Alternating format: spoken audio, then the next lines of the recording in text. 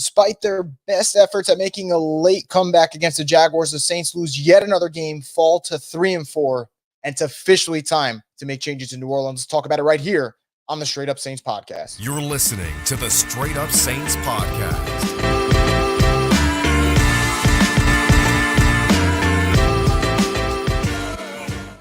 What is up, Who Dat Nation? Welcome back inside another edition of the Straight Up Saints podcast presented by Scott Fickner Injury Lawyers. If you've been injured in any kind of accident, car, truck, 18-wheeler, hurt offshore, Scott Fickner handles it all. You can give him a call at 504-500-1111 for a free consultation.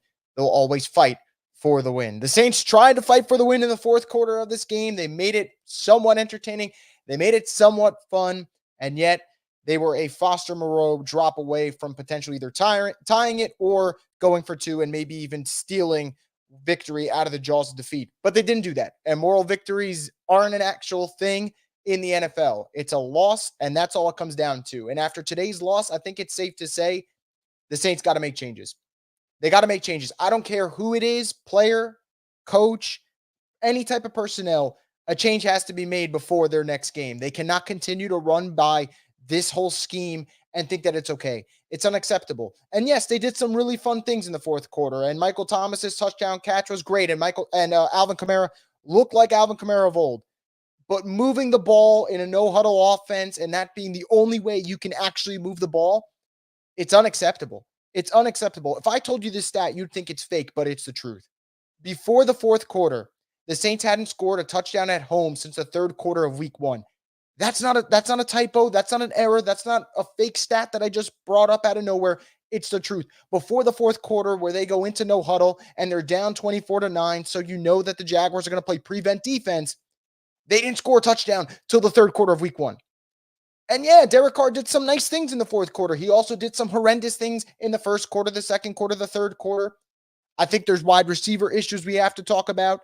This offense right now is still broken. It still is. And all I need to know is that they had 2 fumbles forced in the first quarter, and they got 3 points out of it. 2 fumbles forced, 3 points out of it.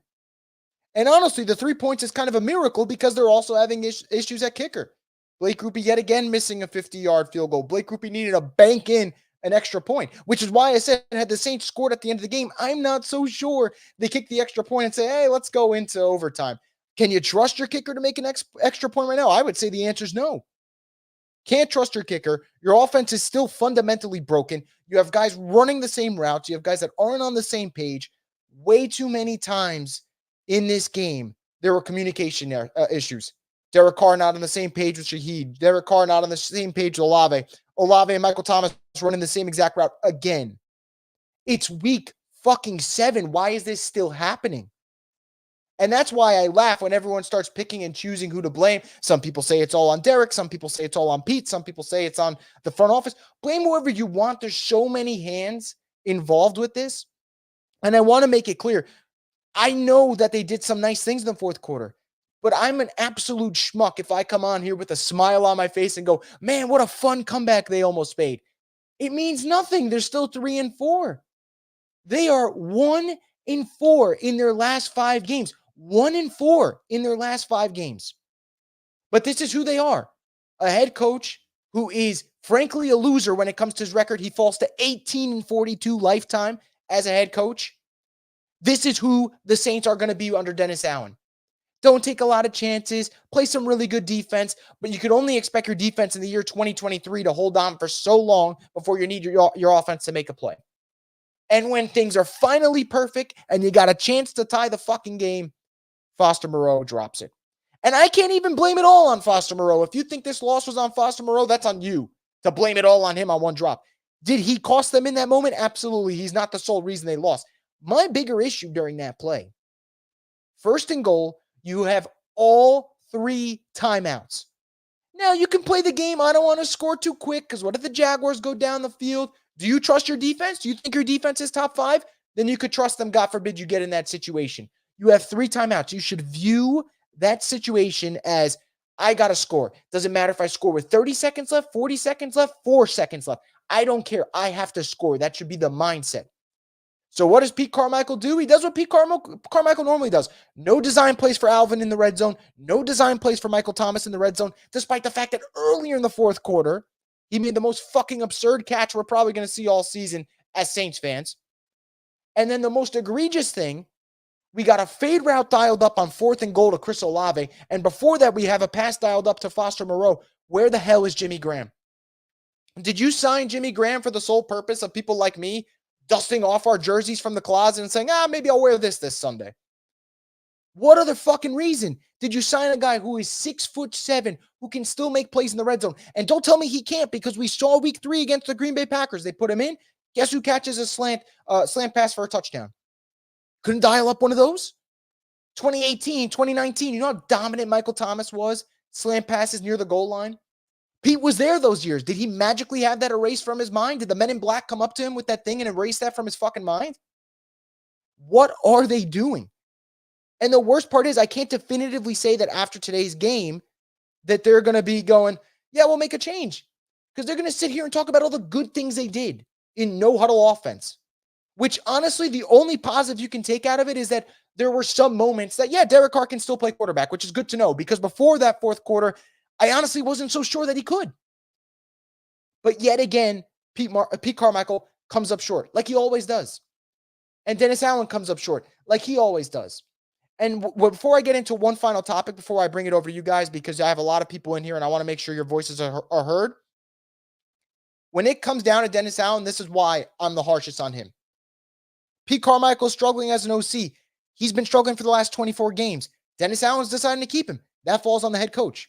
When Derek Carr struggles, guess who wanted him in there? Guess who thought he was his quarterback? He's going to turn things around. That's Dennis Allen's guy.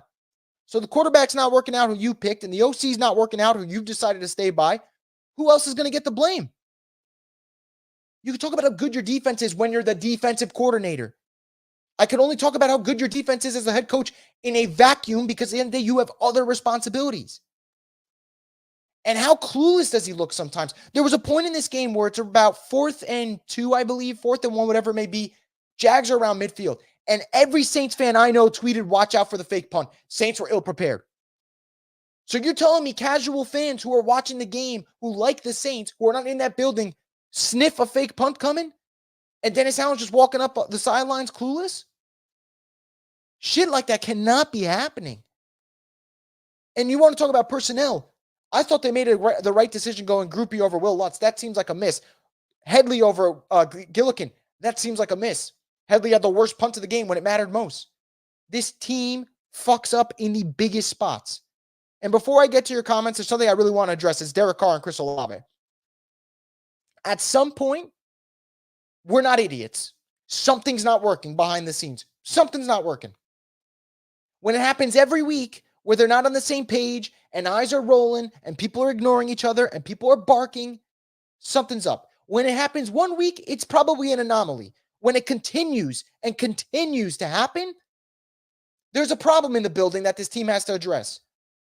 Because I don't see Alvin and Michael Thomas and Derek Carr, the three of them, barking at each other. Olave and Derek Carr, body language right now, it's not good. And the other problem is now, we got people breaking up into groups about this. You can blame both of them. You could say maybe the quarterback has to be a better leader, but maybe your wide receiver, year 2 guy who's supposed to be a breakout star this year, probably shouldn't be quitting on routes because he's half-assed a lot of them this year. And there's a moment in this game where Derek Carr throws a deep. It's an uncatchable ball, by the way, so I don't know why he was that angry when the reality is he literally threw it to about section 314. But Olave did quit on the route, and he looks disengaged. And then next drive, he drops a pass that, yeah, it wasn't the greatest pass, but I know Michael Thomas is going to come down with it. So Dennis Allen, are you going to do something about your culture that's starting to brew in the wrong direction? Because your defense can only ball out for so long, and Michael Thomas and Alvin can only be such good leaders and say all the right things for so long. When your running back says, hey, man, our effort's not great. People aren't making the right sacrifices. The preparation's not great. And then the next week, 4 days later, the same shit happens. Not everyone's listening. So cool. Dennis Allen calls a really good defense. He's got no idea how to be a head coach of an NFL team. And what proof do I have? The fact that he's 18-42, and they're starting to look exactly like the Raiders did in Oakland, which sucks for us fans that we have to deal with it. It really does. So without further ado, I'm going to get into your comments, and then we're going to kind of go from there. Going to start with the super chats, and then we'll roll into other comments. Going to start off with a comment here from Nerd2339 says, what the Saints need to do is change offensive play calling. Pete called the same play on that 4th and goal that he did against the Texans last week. Yeah, Pete's clueless, man. I'm tired. And you know what bothers me about the Pete situation? And I'm just going to say it because I know no other Saints media member is going to say it. And I get it. They're in the building. They have to see these guys. I don't have to see these guys, so I'm going to have to say it. The Saints are so fucking gutless that they're not even going to fire him. They're going to move him to a different role because we don't fire people. And that's not the right way to do it. Fuck that. If you're not doing your job, you're not doing your job. Dennis Allen went to the podium on Sunday and said, if we can't find people to do their job and execute, then maybe we got to find other people. Your OC's not doing his job, at least not well. He's doing a job, just a piss poor one. And moving him to a different role is not, in my opinion, actually taking charge of the situation. It's damage control and not wanting to step on people's toes. And that type of shit is the reason why the Saints are in this situation anyway. Because they don't want to offend anyone. They don't want to move on from the Sean Payton era-led Saints. They want this continuity bullshit. I'm tired of it, bro. I'm fucking tired of it. So I agree with you. They got to change the offensive play calling. Because if you change the offensive play calling and Derek Carr shows a little bit of promise, okay, maybe that's one less negative thing that we can take away from this Saints season. Because if they can salvage Carr a little bit, all right, that's one thing, maybe one less concern going into next year. Because right now I can't deal with a clueless head coach, bad offensive play calling, and your $40 million quarterback looking bad. All three is a terrible combination. But I agree. Ed says, defense was bound to falter. Moreau looks surprised, but that ball should have been caught. But a fade to 5'10" Olave, 6'7" Jimmy Graham on the bench. Olave has quit. So first off, thank you for the support, Ed. Thank you for everyone who sent in the super chats. I greatly, greatly appreciate it. Let's start off with each one. Defense, yeah, they were bound to falter, right? They played exceptional football all game, 4th quarter, stop after stop after stop. Now, I don't know what the hell happened on the Christian Kirk touchdown. It was a complete breakdown. It seemed like they gave up, kind of let him go in the end zone, which I don't necessarily hate because the Saints had their own chance to score and tie the game and frankly should have. So I don't necessarily hate that. The worst thing would have been if the Jags kind of bled out the clock and then kicked like a 20-yard field goal. That would have stunk. But they made enough stops during the game. They forced turnovers through the game. Should have really had 3. Marshawn Lattimore's interception comes back. But either way, they answered the bell when they needed to, and they never quit, even when their offense stunk. It could have been 24-9, kept their foot, took the foot off the gas. They never did. They gave the offense a chance to come back in this game. So I don't want to really get too hard on the defense here. As for Foster, he did look surprised. I don't understand the fade route to Olave. 2 things that show that Pete is just fucking clueless right now. A, he ran the same shit he ran last week. The fade routes aren't working. And more importantly, you want Derek Carr to throw a fade route to the guy who is giving maybe 50% effort on his fucking routes right now? Honest to God, it does not look like Olave wants to be out there. And I'm not trying to be an Olave hater. You guys know before the season started, I raved about Chris Olave. I talked about where I think he can be in that upper echelon of receivers. But he, right now, is quiet quitting. And I want Saints fans to be very, very fair. When Brandon Cooks pulled this shit, everyone was on Brandon Cooks. Because it's Chris Olave and we don't really want to offend him, no one's really saying anything on Twitter. And I think that's a little unfair. I'm not saying to come at the guy's throat. I'm not saying to start yelling at him, start adding him on Twitter and saying that he's a bum in this. No, that's nonsense. What I'm saying is keep that same energy, though. When we get on Derek Carr's case for his fuck-ups, and there are plenty of fuck-ups from Derek Carr, we got to be fair with Chris Olave. He is quiet quitting right now, and he's got to be better because he's too good for this shit. As for the Jimmy Graham thing, your guess is as good as mine. I have no idea why he didn't get a fade route in that sequence, man. I have no idea. Super chat from Cam here. Thank you for the support, man. He said, Olave might be more talented, but MT is still wide receiver 1. The intangibles, the hunger, are all things that he has that we don't see in Chris. I agree wholeheartedly. I agree. And I wish it wasn't that way because I thought this was going to be the year, kind of the passing of the torch, and Mike can slide into that wide receiver 2 role and really, really thrive. And I think to some degree, Mike has done that in some occasions. And earlier in the year, he did that because Olave looked really good in week 1, looked really good in week 2. But that's it. It has not been the same since. And you see the frustration. And yet, when the Saints were crawling back into the game, who was the guy making the plays? It was Mike. It wasn't Olave. And obviously, Alvin made plays the entire night. I almost feel like he got overworked with the usage that he got. I mean, he finished this game with, 17 carries and 12 receptions. Like, that's an awful lot of usage for Alvin. Obviously, they needed to do that to get back in the game. But I agree with the intangible part. I think Olave's got a smoothness to his game where everything comes easy. But that doesn't matter if mentally you're not in it. And I think that's what it comes down to. And I think that's what I'm frustrated. Olave can compete with the best of them. Right now, he's taking himself out of games and he's hurting his team. And on top of it, there's no repercussions to this. There's no repercussions to anything anyone does on the Saints poorly. Quarterback, O-line, wide receiver, don't fucking matter. You screw up, this enabling culture has allowed them to do it. So I hope to God this is the last game I have to talk about it. But I got to be fair. What's fair is fair. Olave has not done the Saints any favors the last couple of games. Just taking himself out of games. He's costing them. Carl Markey Marks with another super chat here. Appreciate it, man. He says, truly the most Saints game of all time. Why wasn't Taysom under center at least once in the last series? I bet Pete keeps his job now. We're in hell. That's the other thing I thought about. And that's why I didn't come on here and say, wow, what great stuff the Saints did at the end. Because if that comeback that fell short leads to Pete keeping his job for another 3-4 weeks, then it did more harm than good. Because I'd rather have clarity than false hope. False hope does nothing for me. False hope does nothing but prolong the inevitable, which is moving on from this staff. And we'll talk about that. I'm sure there's people in the comments talking about that. I promise I'll get to as many comments as I can tonight. But that's what it does. Another super chat here from Carl Markey Mark says, another thing, Olave's head case, bench him. I thought late in the game, the Saints would have sent a message by not playing him because they weren't using him anyway. Taysom was getting opportunities. Rashid was getting opportunities. Michael Thomas was getting opportunities. Alvin was getting opportunities. Olave was dropping the football and taking himself out of the game. And I get it. Derek wasn't great tonight at all. Derek hasn't been great this season. And honestly, every time Derek Carr threw a bad pass, he started grabbing his nuts as if he got hit there. And maybe he did and I missed it. But I don't know. Maybe he was faking it. Who the fuck knows at this point? But I agree. There should have been some type of move to say, man, we don't fuck with that behavior. Because it's just not great. Does it carry over to next week? History would probably tell us yes. Got a super chat from Ron. He says, watching in Asia is brutal. Staying up every Sunday night, Monday morning till 4 a.m. to watch Pete Carmichael dial up jack shit is the definition of torture. First off, you are an absolute legend for that. That is fan dedication. But you know what, Ron? I'm going to say something to you that I told some fans last week who were listening.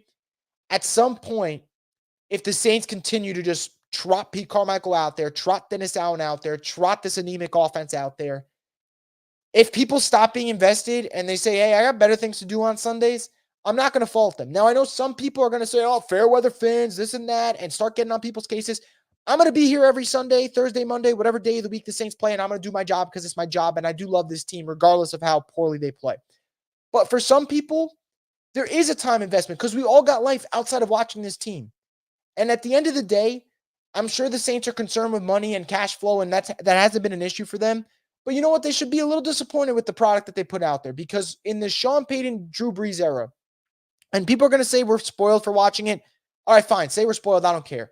The Saints put out a consistent winner, a team that constantly would be reliable, and you knew on primetime games, you're going to get their best effort. Now the Saints are on primetime, and I'm saying I hope my friends aren't watching because I don't want to get a text from them about how embarrassing my favorite team looked.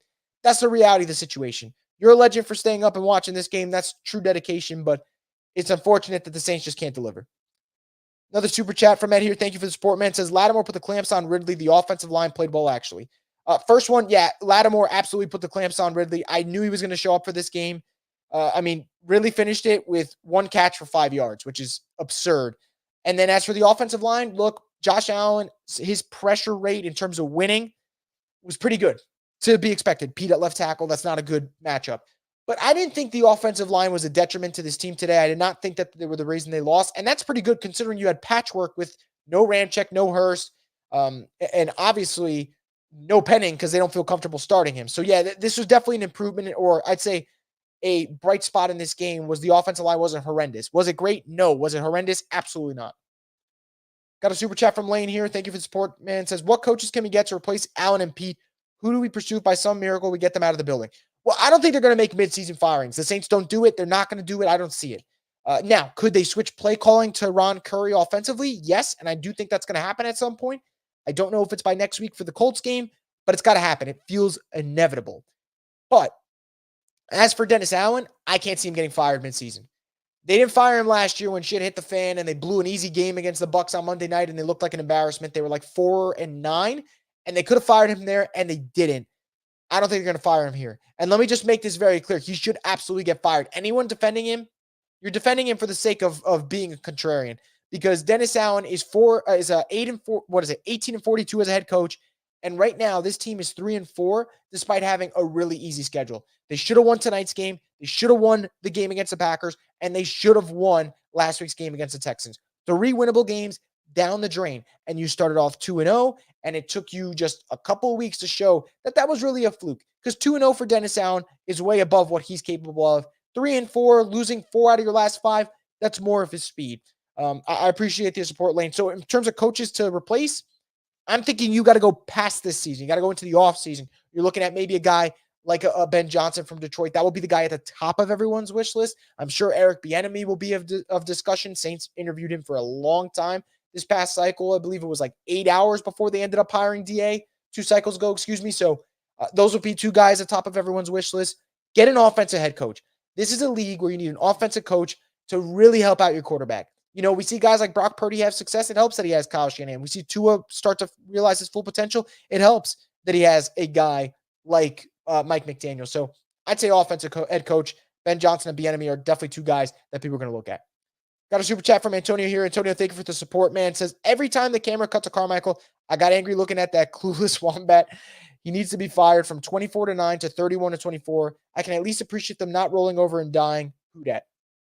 As for them not rolling over and dying, I mean, this is who the team is, right? They're not going to quit. They didn't quit last year when they're 4-9. They're not going to quit this year. It's just not in their DNA. Guys like Alvin, guys like Mike, guys like DeMario, guys like Cam, they're not going to quit. Absolutely not. But the comeback for me, I want to take the positives out of it. I want to say that, man, for the fourth quarter, I thought Derek Carr finally looked good. Like, that finally looked like what the Saints paid for. Honest to God, that's what the Saints paid for, what he looked like in the fourth quarter. But if it means Pete comes back, we're going to sit through the same exact situation in the Colts game. We're going to roll our eyes for 3 quarters and hope to God in the fourth quarter they figure out and steal a victory. And I don't know if they're going to. I really don't. Again, it doesn't mean that getting rid of Carmichael is going to solve everything. But until you take that leap of faith, you're stuck in neutral. And you're stuck in neutral on the top of a hill, and you're rolling backward, and we're seeing it week after week with this team. Make the change. If it doesn't work with Ron Curry, fine, it doesn't work, but at least you attempted. If you didn't attempt it, then you're letting Pete Carmichael be the anchor that drags you down. And guess what? You're going to drown with him too, Dennis Allen. And honestly, I think Dennis Allen isn't a good head coach anyway, and I don't think that changing the play caller is going to save his ass. But the fact that he's not even trying it shows how clueless he is. I agree Pete's clueless. Dennis Allen might be a little bit more clueless than him by just continuing to trot out the same coaching staff. It's been 24 games. He can say it's only been 7 weeks. Bull fucking shit. Because they had 17 games last year. That should count when you're going in the sample size. So I think that's a little ridiculous. Got another super chat here from Zachary, just sending in his support. Greatly appreciated, Zachary. So again, if you guys want to send super chats, the way it kind of goes with YouTube, it kind of gets prioritized in terms of the algorithm. So I'll definitely see it as opposed to others. Let me get into some comments you guys have in the chat, and we'll kind of go from there. Got a comment here from Brian saying Taysom's got to be a red zone quarterback. Adebo always with tough penalties. We could have gotten the ball back sooner and avoided a Jacksonville touchdown. I do agree on the Adebo penalty thing. As for Taysom, let's talk about that real quick. I tweeted when Taysom had the touchdown, I tweeted they got to run the ball 4 straight times, and they can't overthink the Taysom thing. Run QB power until they stop him.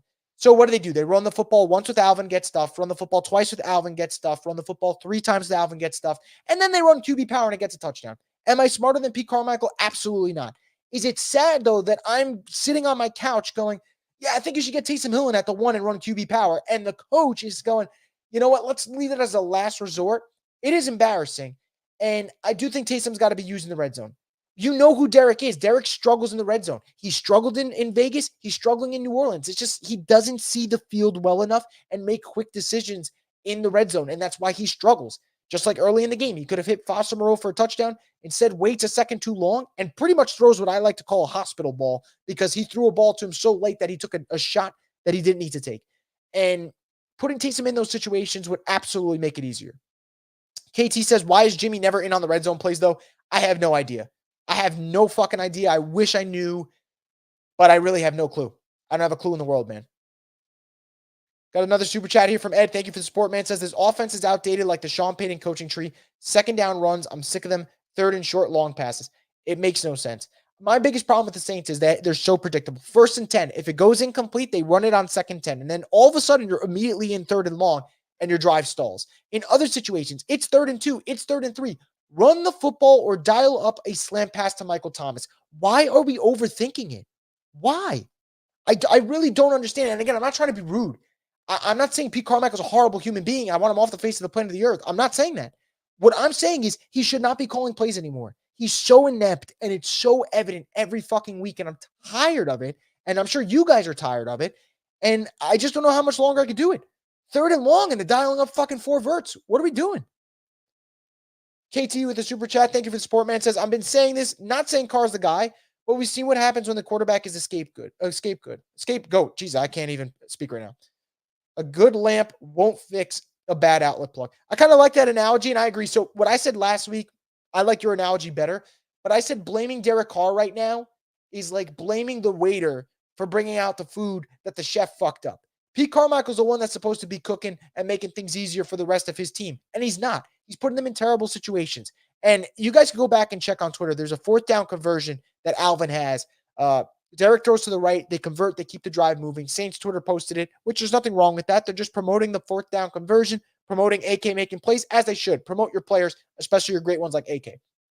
But what bothered me in that play is if you look at the left side of the field, you got Olave and Michael Thomas both running out routes to the left side. No one is over the middle of the field. Why are they not using the middle of the field? There's no routes designed for it. And then he overdoes it. There's a play where they end up not converting on 4th down, and they had about 5 fucking crossers in the middle of the field. There's so much congestion. He's just a horrible, horrible offensive coordinator right now. And Carr isn't great, guys. And this isn't excuses for Carr. What Carr does at this stage in his career sometimes is inexcusable. He's got to see the field better. He can't be freaking screaming every single play. His communication's got to be better. So there are things that Carr struggles with, and Carr has been a disappointment so far. But when we single out Carr and we only blame Carr, then Pete gets off the hook. DA gets off the hook. And I agree. If we change play callers and all of a sudden Derek Carr looks a little bit better, things don't seem as troublesome as they are now, then all of a sudden we might have a little bit of a solution here. I said last week, and I'm not saying the same quarterback because one is significantly better than the other right now. Jared Goff was considered kind of damaged goods when the Rams got rid of him. And the Lions, Dan Campbell, Ben Johnson, right staff around him, Jared Goff's playing like an MVP candidate right now. If you say otherwise, go check the stats. He's been so freaking efficient, and he's been balling out of his mind. I'm not saying Derek Carr can play like that at this point in his career. I'm not. What I am saying, though, is I find it hard to believe that there isn't enough talent in there that the right OC can maybe make things a little bit more manageable for the quarterback. Derek's clearly not going to be a savior. He's clearly not a franchise guy anymore.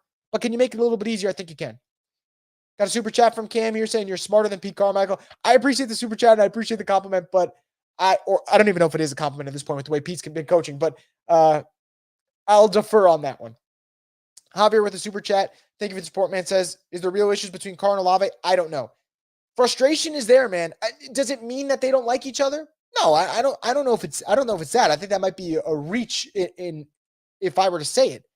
But what I will say is there is tension. There is frustration on the field. It's palpable. It's been there for the last couple of weeks. You saw it in the game against the Texans. You're seeing it now. Saw it in the Bucs game, and that's where it started. The Bucs game is where Olave started to slowly but surely take his foot off the gas with his routes, not give 100% effort. Didn't see it as much in the Patriots game, but we thought it was a toe injury. And then he absolutely decided to quit on routes against the Texans until the second half when he got it going, and then he did the same thing tonight. And again, it's not all on him. Carr's got to communicate better. Carr's the quarterback. You go fix it. You're a captain on this team.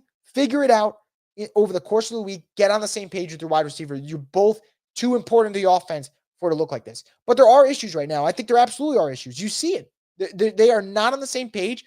Carr's trying to speak to him. It looks like Olave doesn't want any part of him. And I don't know who's right. I think they're both wrong, frankly. But it is a problem. And it's a concern to me. Brian with the super chat here says this comeback doesn't take coaching off the hook. No, nor should it. If this comeback takes coaching off the hook, then we got a legitimate problem. A legitimate problem right now. Because if they do this, then you're telling us you believe in moral victories. And if you believe in moral victories in the NFL, you're just a loser at this point. Because moral victories are not a thing. These guys don't play for 7-point losses, 3-point losses.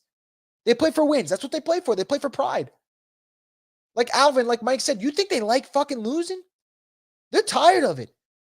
Guys like Michael Thomas and Alvin Kamara, since they've come to New Orleans, all they know is winning. All they know is winning.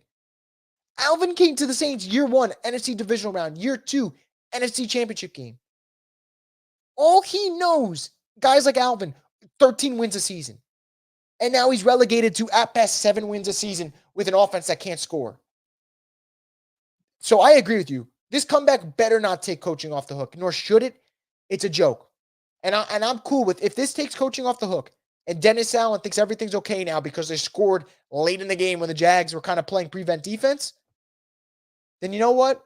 The Saints deserve whatever's coming for the rest of the season. Hell Mendoza with the super chat, man. Thank you for the support. Says, how much to get you to coach the offense? Man, I wouldn't do it because I wouldn't want them to look worse than they already do because, God, they'd be losing by about 1,000 points if I was out there. What I will say is, in terms of this whole money thing with how much it would get me to coach the offense, the Saints better be ready to open up that checkbook and spend to fix the offensive coaching staff in the offseason. And what I mean is DA's got to be gone. Pete's got to be gone. I don't want a trace of the Sean Payton era on this coaching staff. You got to let go sometimes. It was fun. I appreciate everything Sean did. Saints had some freaking phenomenal times with Sean, with DA's defense, even with Pete. I'll give Pete his credit. In 2012 when Sean was out, he was cooking offensively. But it's not 2012 anymore. It's not 2011 anymore. It's not 2019 anymore. This Saints team's got to move on from the Sean Payton era. Until they do, we're just going to get stuck with games like this. That's just the truth of the matter. Got a comment here from Demetrius says, it's a shame because Olave's superb at running routes when he's on. Olave is fantastic. Like, I want to make this very clear. My frustration with Olave doesn't diminish who he is as a player. He's a fantastic player. I think what makes it so frustrating is he is literally holding himself back because he's mentally checked out right now. And just because he's checked out doesn't mean he can't check back in. You could always check back in. He could check back in as soon as next game. But it's clear right now. Rupture Thought says Sean would have 100% benched Olave. Yeah, I think he would have too. Olave would have got chewed out by Sean. But you know what? People who are loyal listeners of the Straight Up Saints podcast know what I've been calling Dennis Allen for the last 2 years. I've been calling Dennis Allen the substitute teacher. And you all know, you might have had a strict teacher in school. You would never talk when they're speaking, fuck around in their class. That substitute teacher comes in, all hell breaks loose though. And that's kind of what it feels sometimes with DA. I'm not saying he's lost the locker room. What I'm saying is guys might feel like, hey, I could get away with a little shit that I couldn't get away with last season or 2 years ago. And you know what? Lucky for DA, he's got leaders like Cam, like DeMario, like Mike, like Alvin, like Eric McCoy, like Ramczyk, where there is a standard set that they know they're going to match that standard and keep guys in check. But if they weren't there, all hell would fucking break loose probably. Geo Giant says we're probably going to give up our first rounder for a bust O-lineman. We'll see. They're going to have to go O-line eventually again because they whiffed on the Penning pick as of now. Maybe he turns it around. I'm not saying that he's officially donezo, but it's not looking good at the moment.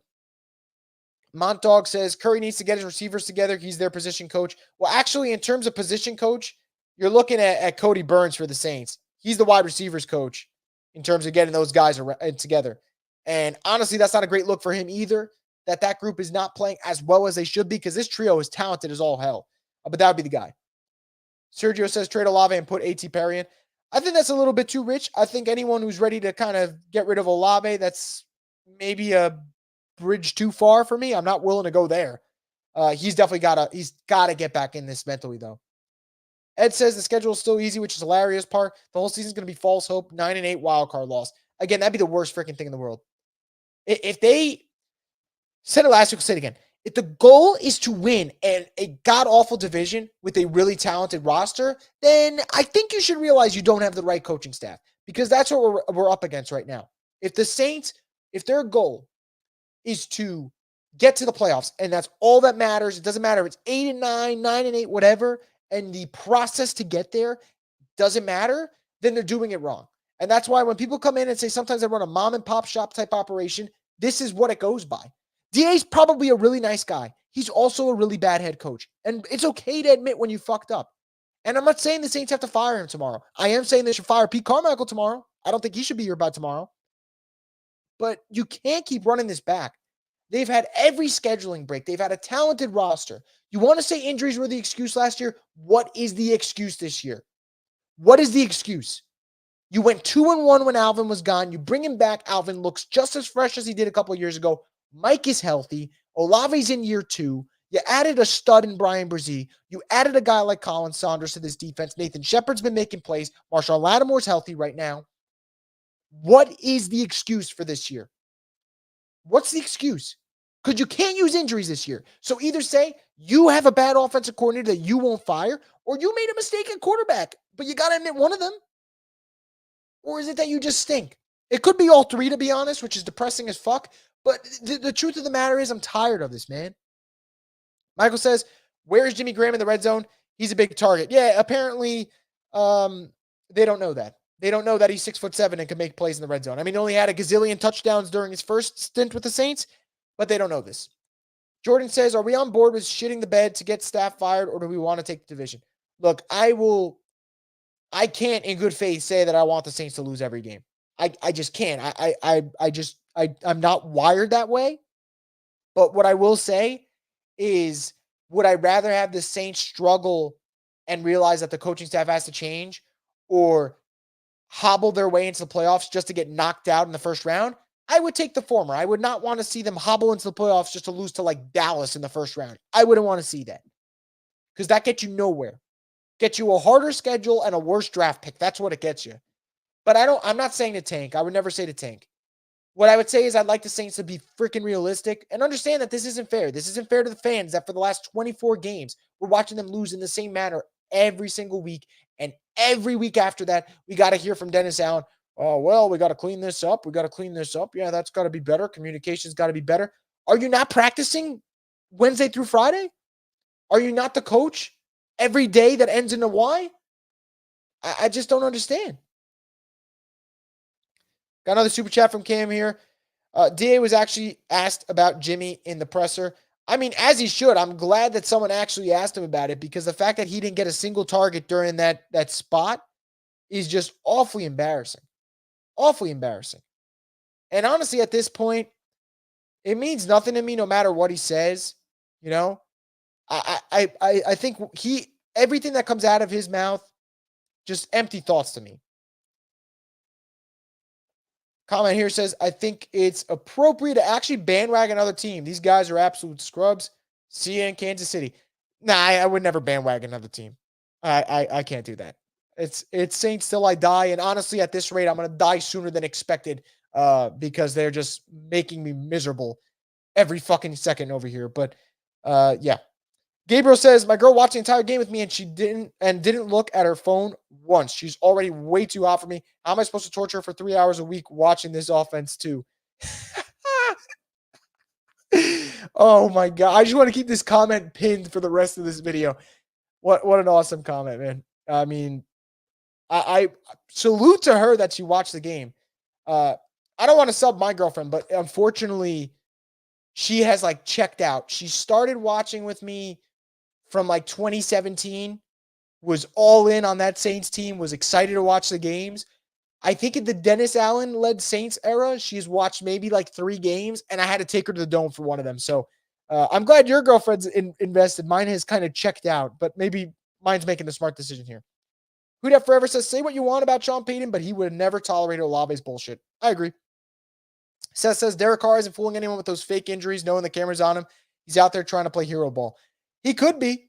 He's either playing hero ball or he got hit in the balls. It's one of the two. It could be both, honestly. Got a super chat here from Zachary. Thank you for support, Zachary. I really appreciate it, man. Says still alive in the division, though. Yeah, and they'll be alive in the division for probably the whole year, to be honest. I thought the NFC South was going to take that next step. I thought the Falcons would be better. Grossly underestimated how bad Desmond Ridder could be. That's on me.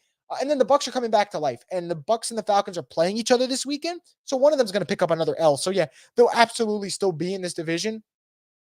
But for me, winning the worst division in football should never be like the standard, and that seems to be what it is. But DA couldn't win the worst division in football last year, so who knows if we'll win it this year. But you are absolutely right. The division is still very much for the taking, you know? JEH says, Saints never laid an egg with Sean Payton and Breeze on primetime.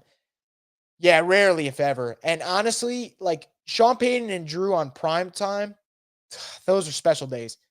It's one of, like, you knew those were the good old days when you're in them. So it's not one of those like you took it for granted, but you realize as time goes on, like, man, when Sean and Drew had a primetime game in the dome, you best believe the opponent going up against them was going to get run out the building.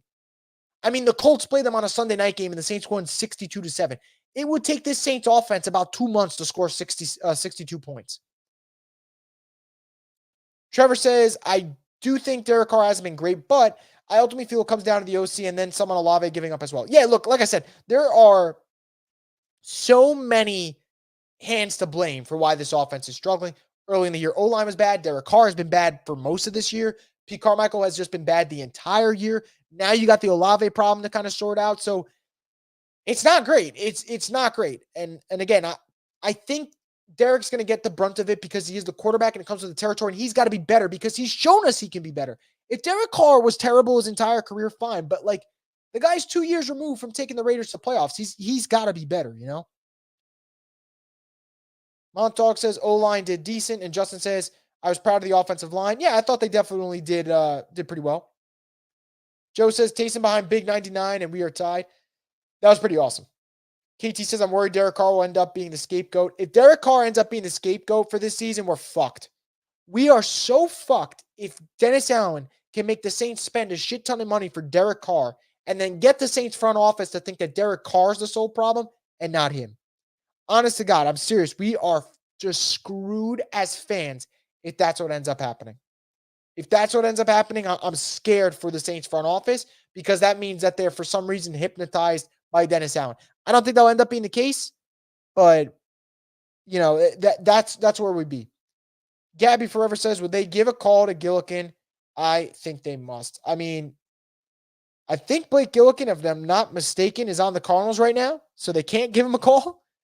But if he was a free agent, I would have given him a call, but I think he's in Arizona. Lance said, I made money on my brown bags going to Sam's to get more bags. I mean, we're entering that era, aren't we? Wesley says, Colts with the backup quarterback is a perfect place to test Curry calling plays, in my opinion. Yes, and he's got 10 days. He'll have 10 days to prepare. I agree with you, Wesley. It's definitely a situation for me that if not now, when? If not now, when? Offense was horrible for 3 quarters, and late in the game, when you needed Pete to actually do something, he couldn't. Easy says, we're winning our next 4 games. We're going to be back into winning the NFC South. You know, I'm just going to say this, and it fucking pains me to say. You know how, like, when us Saints fans look at schedules and we talk about the easy games, we got to be realistic and understand when other teams are looking at their schedules, the Saints are their easy game. Like, I don't care that they play the Colts without Anthony Richardson. I don't care that they're going to play the Bears possibly without Justin Fields. I don't care that they're going to play the Vikings possibly without Justin Jefferson. There's nothing the Saints have shown us through the first 7 games of the year that says we can chalk up any of those as wins. If anything, we got to chalk up the majority of those as losses. And that freaking sucks, man. And I talked about it with John Hendricks on Tuesday. We were kind of doing a little bit of a preview and talking about the schedule and if they could fix things. Now, John took a little bit more of a professional approach because John is way more professional than me, and there's no doubt about it. John's awesome. But as I sat there, and I know it comes across pessimistic, all the scheduling breaks to me don't mean anything because the Saints have never capitalized on any of their scheduling breaks. Losing to the Texans when they should have won. Losing to the Packers up 17-0. They're not that team. They're not good enough. Horace says, wait, how do you think that the offense is good when they constantly gave them chance after chance at the 10-yard line and can't get a touchdown? No, offense showed some life at the end, but like I said, it means nothing when they needed to produce, when they needed big plays. They got nothing. So I agree with you, man. Joshua says, at least the Pelicans have progressed and made the playoffs and playing in the last 2 years. What have the Saints done? No, the Saints haven't made the playoffs in like 3 seasons now, assuming that this one doesn't end up in a playoff appearance. And honestly, I don't think it will be. I'm ready to get off that. Like, I'm ready to get off them being a playoff team. It doesn't look like it's going to happen. Don says, do we finish 7-9? Well, 7-10 would be the thing for them. That would be it. Trey Gift says, why do we pick up Jamal Williams if we aren't going to use him on the goal line? I don't know. And why draft Kendra Miller if you're not going to fucking use him? Kendra Miller nearly had 100 scrimmage yards in the Patriots game because the Saints finally used him. And he has not been used since. Like, he got put in the doghouse for playing well because Dennis Allen and Pete Carmichael don't know what they're doing. But they're going to try it out there in Indianapolis. They're going to go out there, probably lose another football game, give us a bunch of bullshit, and continue to keep their jobs. Zach Attack says, our leave was groupie that Moreau dropped that pass. Honest to God, I love that comment because I don't care what anyone says. I really am not convinced they were going to kick the extra point. Because if they trotted him out there for the extra point when they had a chance to win the game outright, and this dude had to bank in an extra point previously and is so off the mark right now, then that just shows how stupid their head coach is. But yeah, he probably was shitting bricks. Wesley says, if we want to look at the positives for this game, Carr looked like a starting quarterback in the fourth. MT and Alvin are still balling. And I really dig the Colin Saunders fullback in the red zone. Yes, those are positives. I do agree. I'm sorry I'm being such a negative Nancy right now. Zeke says, you can hear the fans booing throughout the game. Loomis isn't an idiot. If he has half a brain cell, he knows what he has to do. If not, Mrs. B can shit can everyone herself. Let's hope. Let's honestly hope. So I'm going to get back to your comments in just a second, guys. So if you have any comments, super chats, whatever, get them in, and I promise I will get to them. But before we do that, just want to get in a quick word from one of our sponsors, DraftKings Sportsbook. NBA fans, the wait is over. Basketball's back, and DraftKings Sportsbook, an official sports betting partner of the NBA, is celebrating with an unbeatable offer. New customers can score $200 instantly in bonus bets for throwing down $5 on the NBA. Win or lose, it doesn't matter. You'll start the season with an instant dub. Basketball's more fun when you're in on the action. Download the DraftKings Sportsbook app now and use code BOOT.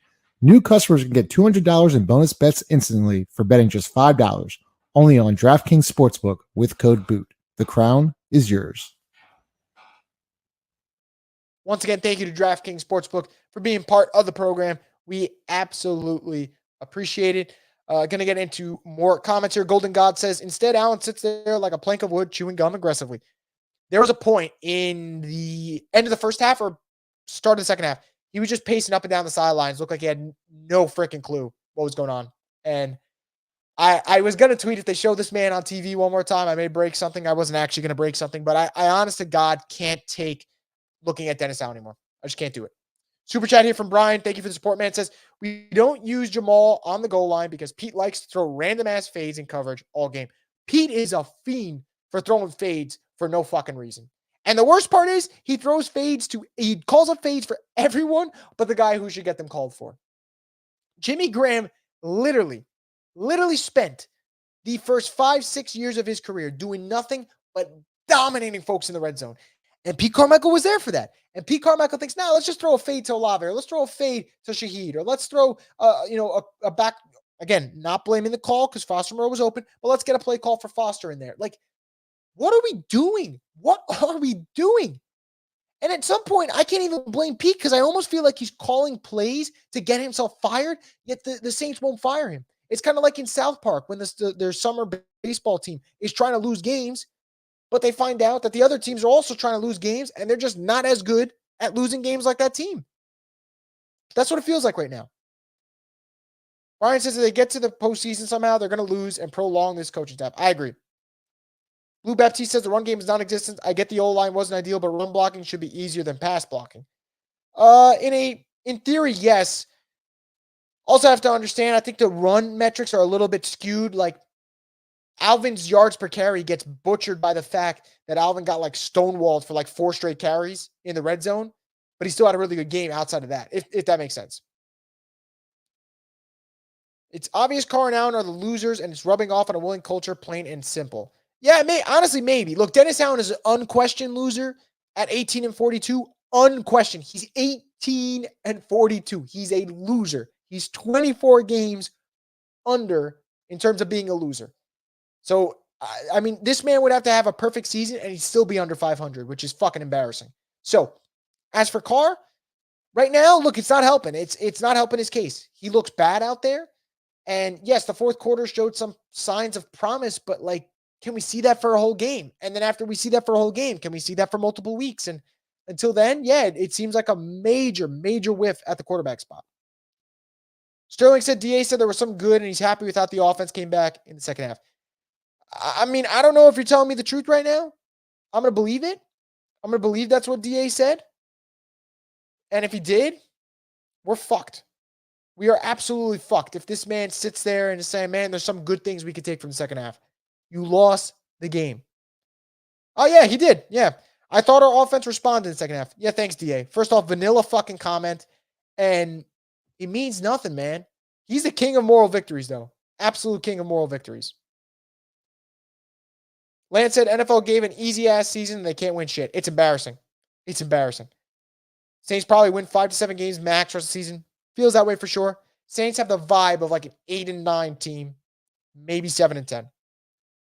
Brian says if Pete calls another random ass fade in coverage, I'm going to throw my TV out the window. It is possible. Cam says my girl's a Dolphins fan. She's in heaven. God bless her, man. God bless her.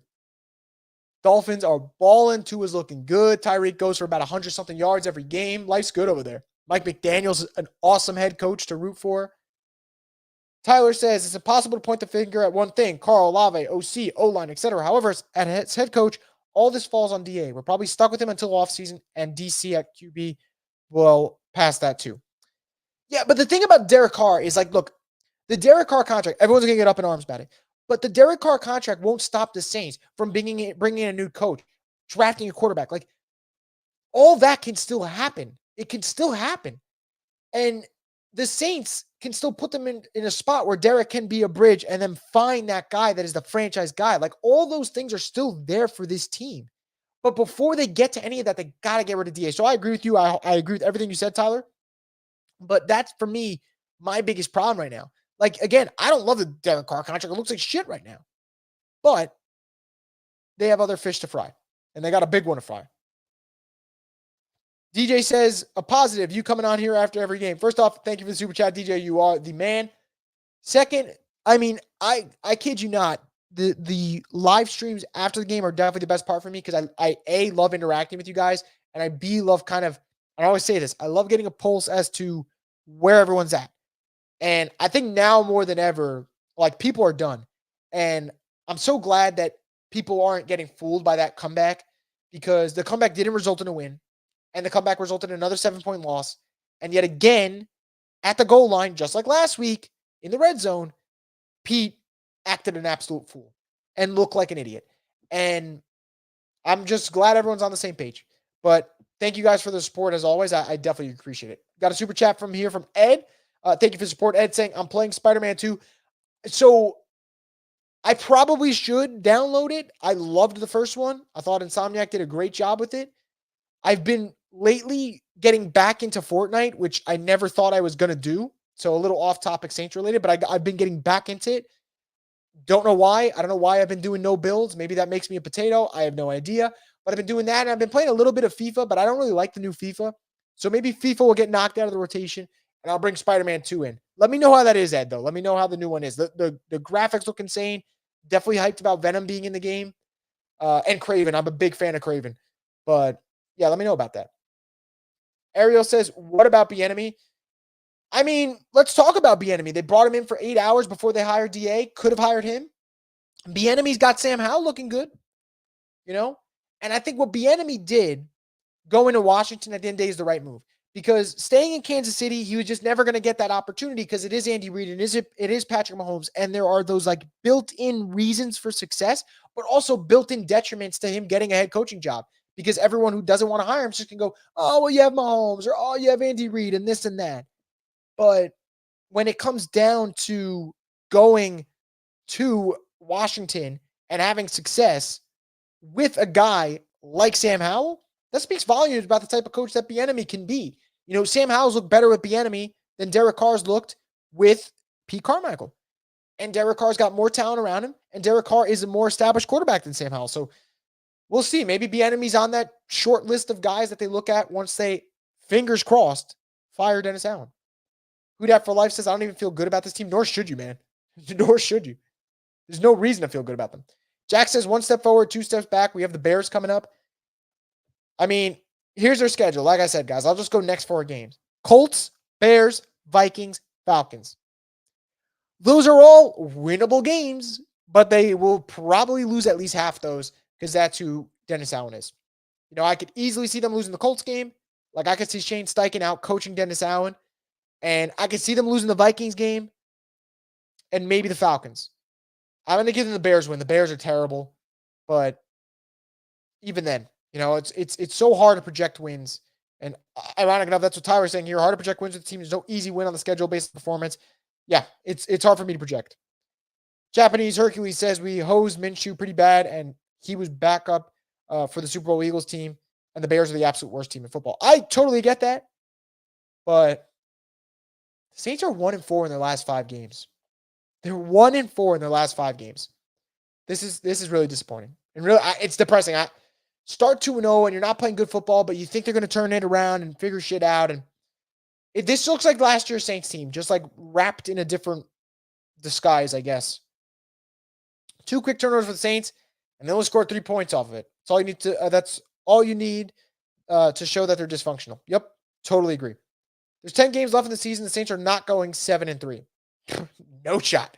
So any talk about them winning 10 games that I thought was feasible, out the window. I thought 10-7 was very possible. Looking at the schedule, it very well could have been, because at the minimum they should be 5-2 right now, but they're not, because just like good teams find ways to win games, bad teams find ways to lose games. And unfortunately, us Saints fans are on the back end of that statement.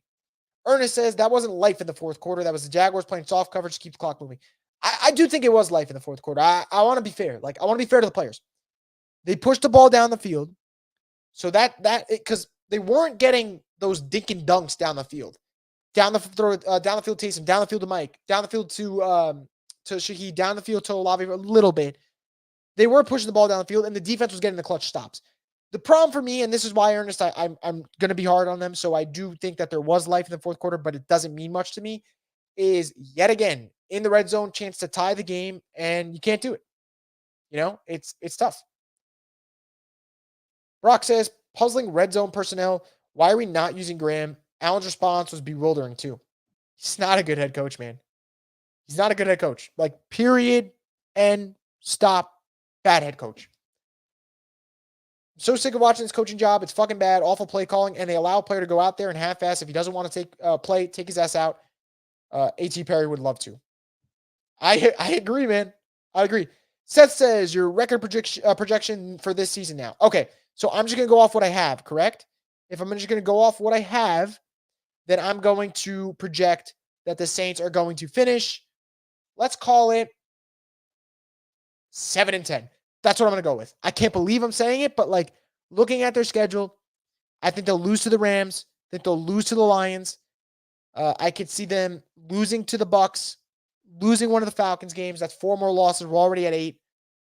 I'm going to say 8-9, 7-10. That's where I kind of had them at. So I'm going to get into more comments that you guys have. Before I do that, I want to get into the last sponsor of today's show, Crystal Hot Sauce. I need to clear something up about New Orleans. While our culinary scene might be on fire, our food has never been about heat. It's always been about flavor. And this is how New Orleans does flavor.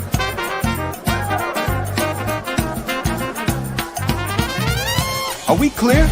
Crystal, how New Orleans does flavor.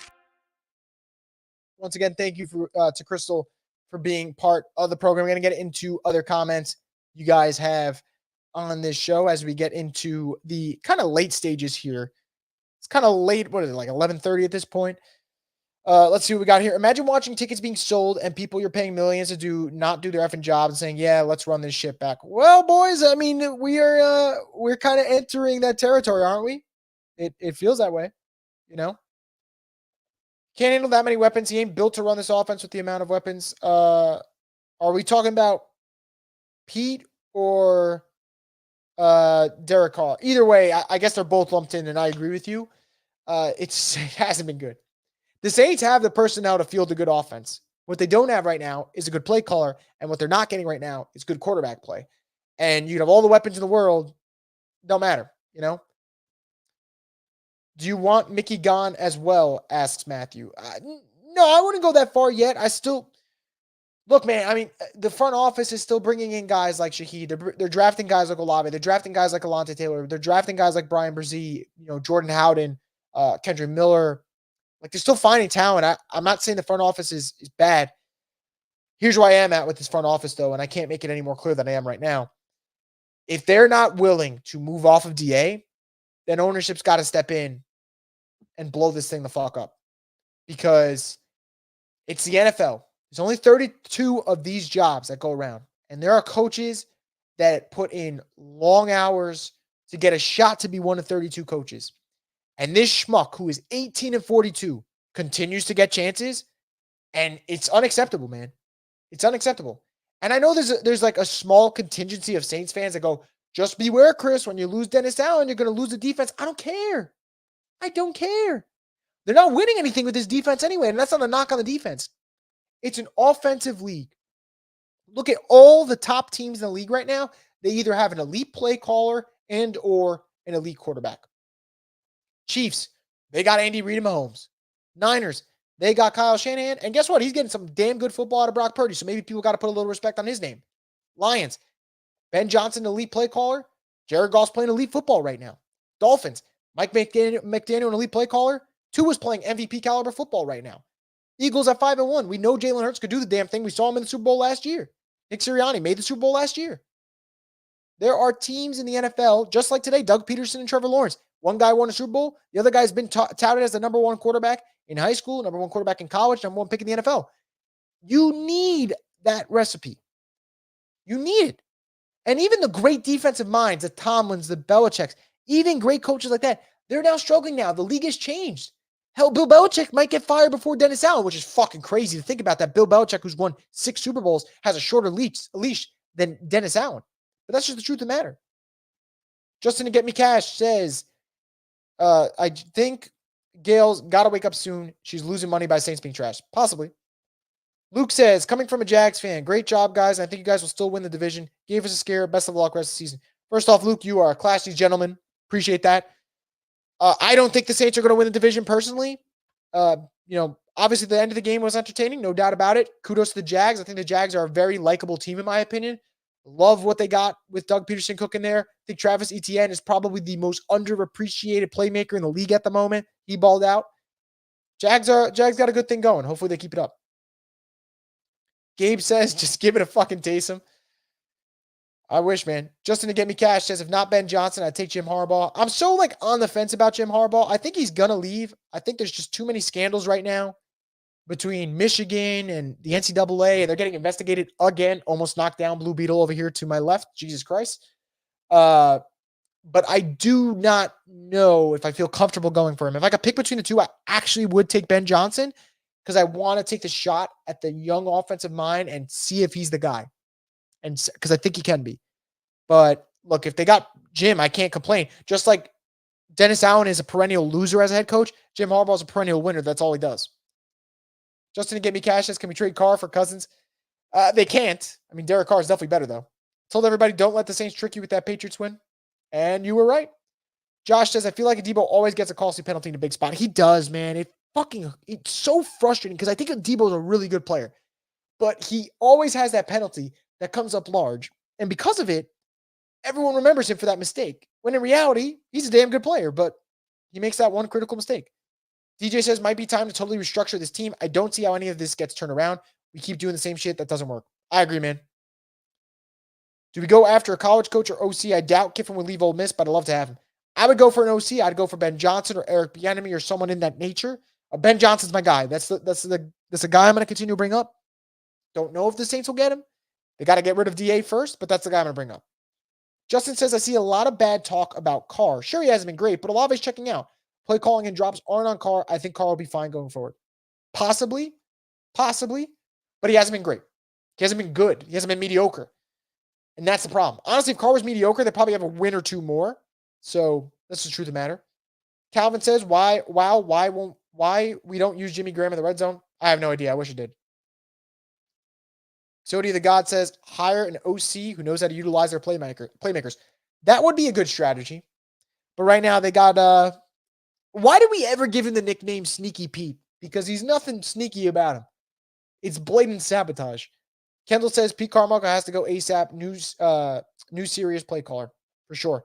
Calvin says Dalton all over again. You want the truth? And I'm going to have to eat some words because I said that people who thought that Derek Carr wasn't a huge upgrade over Andy Dalton were stupid. They look worse right now than they did last year with Dalton. So I'm going to admit when I'm wrong because clearly I fucked up. But yeah, that's where I'm at with the situation. What we got here? Jack says Saints better not lose to the god-awful Giants too. I mean, they can at this point. Whatever it takes to get DA out of here is what it is. It is possible. Fishing with Jeremy Show says time for a change and Loomis got to go. Definitely agree with the change part, man. Maybe Loomis too, I don't know, but they got to make a change. There's no doubt about it. Jack says, can we drown Pete and DA in the Mississippi River? Oh, man. Sergio with the super chat. Thank you for the support, man. Says new nickname is Pete Bin Laden for terrorizing the Saints fan base. Jesus Christ. All right. Sergio went there, man. Sergio went there. Yeah, he's terrorizing us for sure. I don't know. I'm not going to get into the Bin Laden stuff, but yeah, I mean, he has definitely terrorized us as fans. Nothing's working. The Saints have chance after chance to win games, and Pete calls the dumbest shit, and it's not working. And you can tell players are getting frustrated too. Like, I don't agree with Derek Carr always yelling, but I am glad to know that Derek Carr also thinks that this offensive play calling stupid too. But yeah, it's just all kind of bad right now. Another thing that I don't understand is you're not calling any plays for the middle of the field now that you have a quarterback who made a living there for 10 years. Don't know. I wish I knew, man. I have no answer. It Spitz says DA is the king of moral victories because they're the only victories he can get. Fair enough. Front office is fine, but they need to stop being loyal to people who simply are poor at their jobs. I agree. But you know what? If you do things well, that doesn't excuse you being loyal to guys that don't do things well. You know, like, and this goes for everything in life. Like, this isn't just for the NFL. People got jobs to do. And when you start playing favorites and you let people get away with shit, it's just not fair to the other ones that actually are doing their job. And I feel for the guys in that building right now that they're getting hampered by the Saints just riding this continuity bullshit. But that's where we're at right now. That's where we're at. Fishing with Jeremy Show says we might not even make the playoffs. Yeah, I mean, that's where we're going for sure. Jack says hire Drew as an offensive coordinator. I've said before, guys, I've asked Drew multiple times. I've been fortunate enough to chat with him 3 or 4 times, and I've asked him twice during that span if he'd ever consider it. Both times were no. Just Call Me Trey says there has to be an outlet for us to act out our frustration. I appreciate you being here so we can do so. These games have been so stressful. Has it feel worse than last season? Yeah, again, that's also why I love pulling up your comments. Like, I want these comments, as long as they're appropriate to a certain degree, to get out there because, like, Saints fans deserve to have their feelings heard and read. And hopefully this is that kind of opportunity for you guys. As for the second part of your statement, I do feel I am 1,000% more frustrated this year than I was last year. And I can't believe it. Isaiah says, so much Derek Carr hate, and it's insane. He's not blameless, but he's not the problem.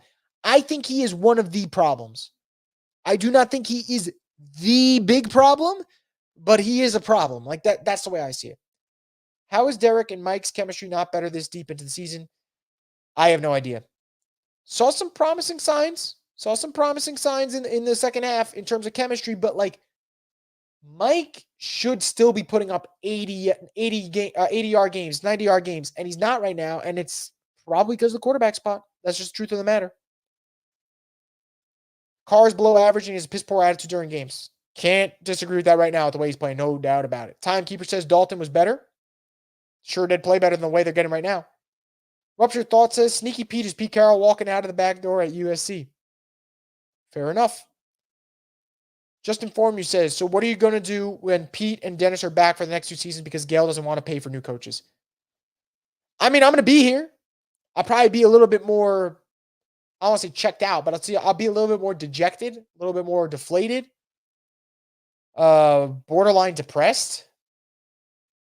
I don't know. I don't want to even think about that. Like, you put that comment there, now I'm just like, the gears are turning in the worst possible way. Don Jackson says, somebody has to look up for me when the last time a home team lost a game when it won the turnover battle. One time of possession by more than 12 minutes, ran 30 more plays than the opponent. I don't know. I'm sure ESPN Stats and Info is going to come out with it. But like you said, the Saints won the turnover battle, and they had the ball 36 minutes as opposed to 24 minutes, and they lost. Foster Moreau was not to blame for this loss, Jack says. He made one mistake, whereas the offense made countless. Fair enough. Crafty6 says, can't get Gruden in at OC. I mean, I'm surprised he hasn't been involved, as is ruptured thought.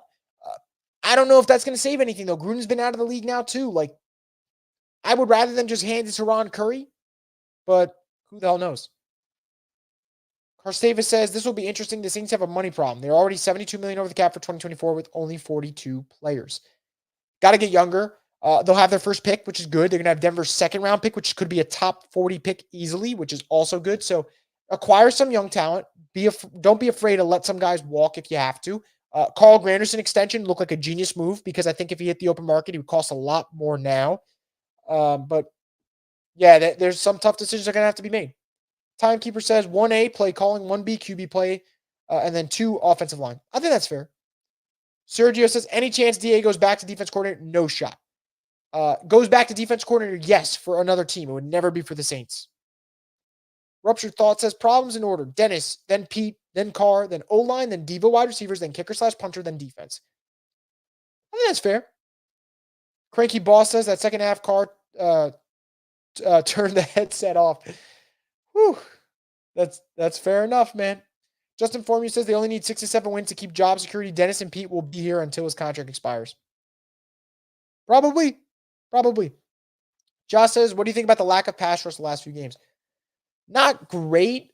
It's not. I still think the defense has played well, though. But I think the lack of a pass rush shows more that, like, again, respect the hell out of him. Cam is slowing down. And Carl Granderson is now the lead dog at defensive end. Got to find someone opposite him. Maybe it could have been Peyton Turner this year, but as per usual, the poor guy got hurt. Matthew says, what players would you move on from this offseason? Well, I mean, Mike's not going to be here, which sucks, man. I hope Mike, wherever he ends up going, he ends up having success. Wherever Mike goes next year, honestly, I'll just say it. I think Michael Thomas, if he went to Kansas City, would have 1,000 yards receiving again. I think if they give him those choice routes like they do with Travis Kelce, I think he would eat in that offense. I think Mike can still eat. And I hope for his sake that wherever he goes, he thrives.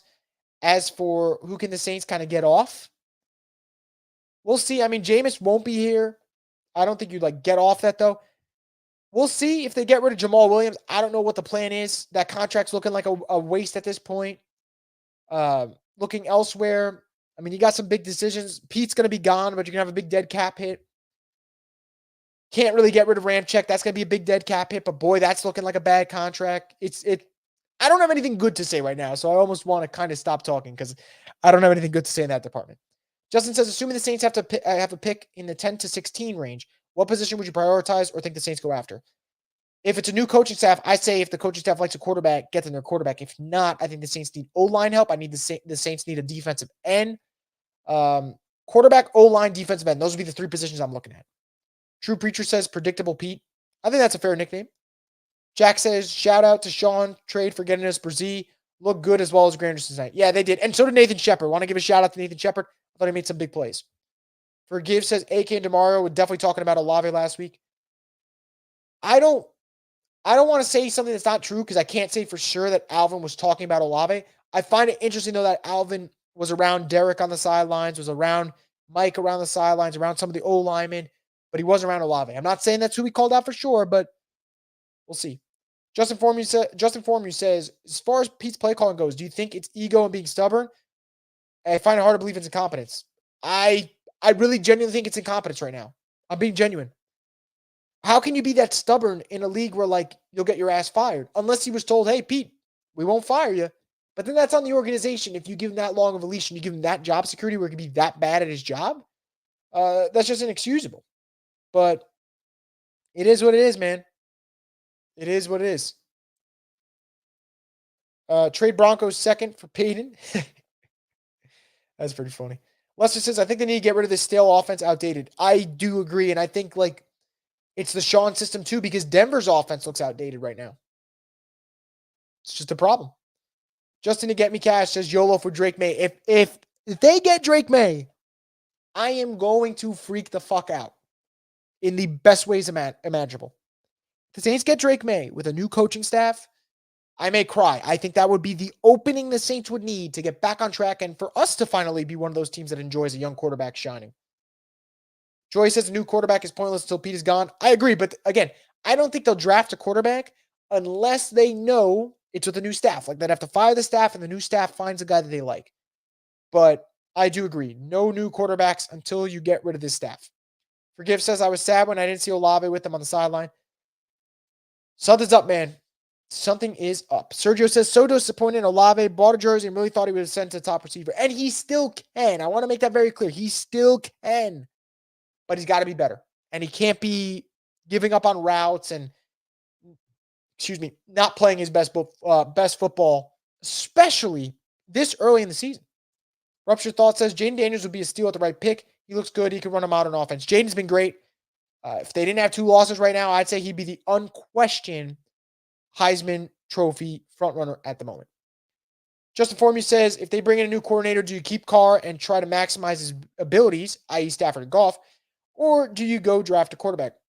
Why not both? Why not both? I never thought this Carr contract was for him to be here for the next 10 years.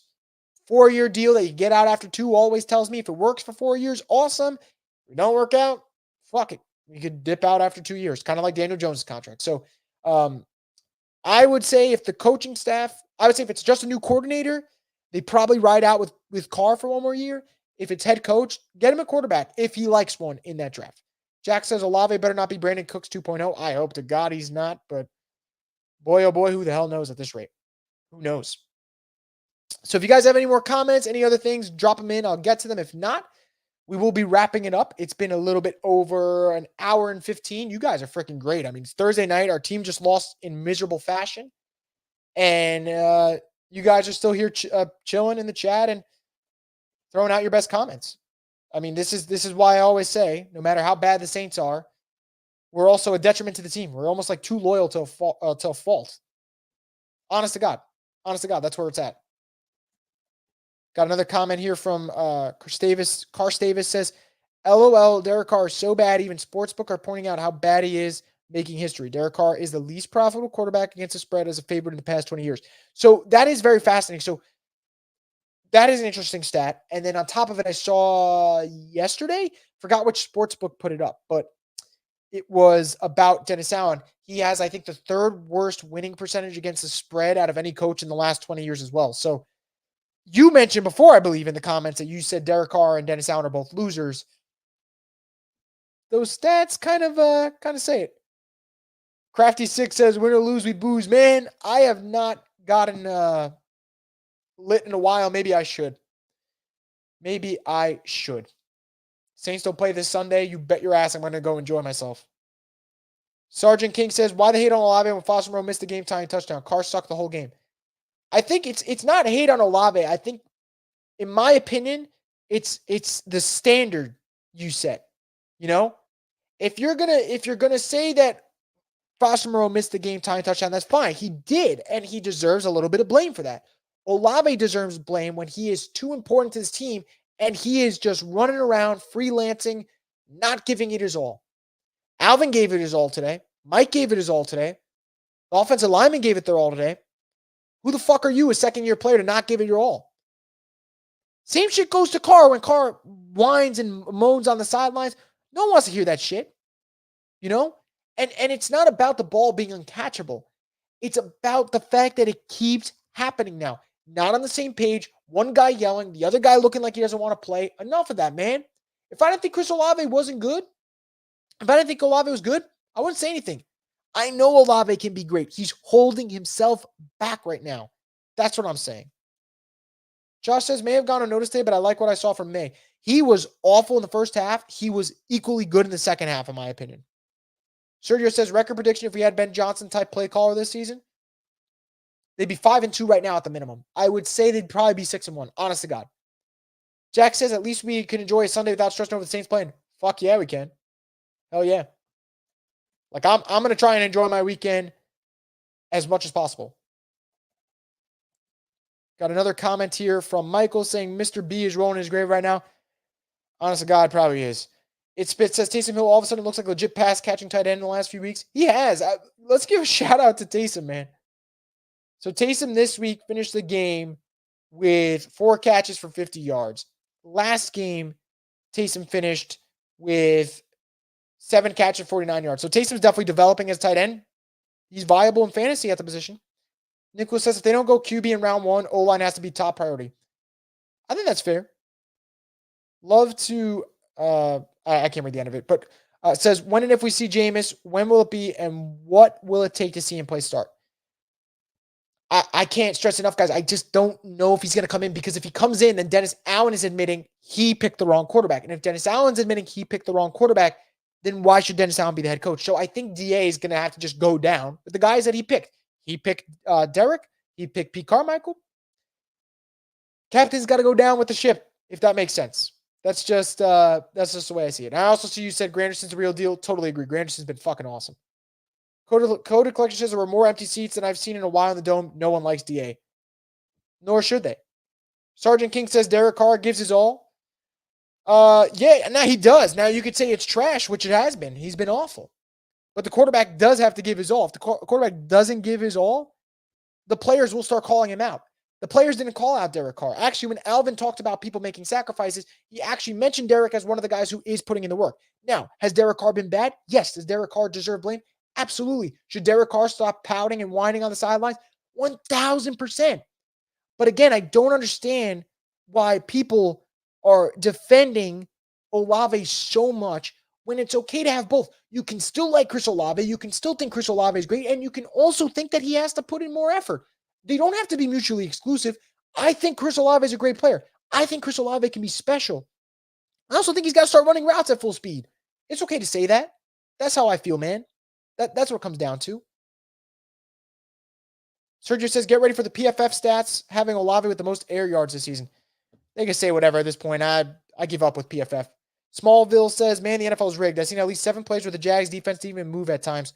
Looked very suspicious. Maybe.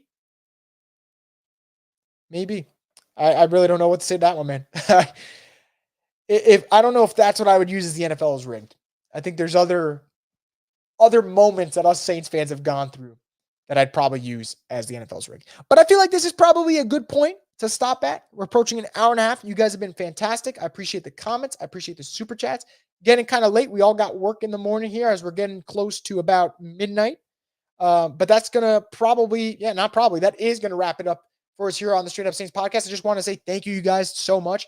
This was, in terms of the start of the show, the most people we've ever had listening live at once. Hit around the 350 or 360 mark. I just really want to say thank you to you guys. Really, it really makes me happy to know that you guys feel the need to come in and drop your comments and talk Saints football, even if it's for 2 minutes, an hour, 20 minutes, whatever it may be. You guys are the best. Really appreciate the comments. Really appreciate the super chats. Just really appreciate you listening. Even if you didn't drop a comment, but you were in here listening, thank you. Really do appreciate it. And I know it sucks that the Saints are struggling right now, and the Saints are on a really bad skid, losing 4 of the last 5. But I want you guys to know that regardless of the results, we will be here. And I think that hopefully one day we will get our moment. Maybe it's Pete getting fired. Maybe it's DA getting fired. We'll have that moment of optimism again. Before I go, going to answer this last question from Leo. Do I think any of our stars ask out? I do not. I don't see that happening. I think the Saints are going to have to make moves, but I don't see anyone asking out. But that's just where I'll leave it at. That's going to wrap it up, guys. Thank you so much for listening. I know this didn't go the way we wanted to go. Hope you guys have a great weekend, though. No Saints football this weekend, so maybe a little stress-free. And we'll see what happens. See if the Saints make any moves this weekend. If they don't, I'll be here to talk about it on the Straight Up Saints podcast, the destination for the Who Dat Nation. Have a great weekend, everyone. Try and enjoy your Saints-free Sunday.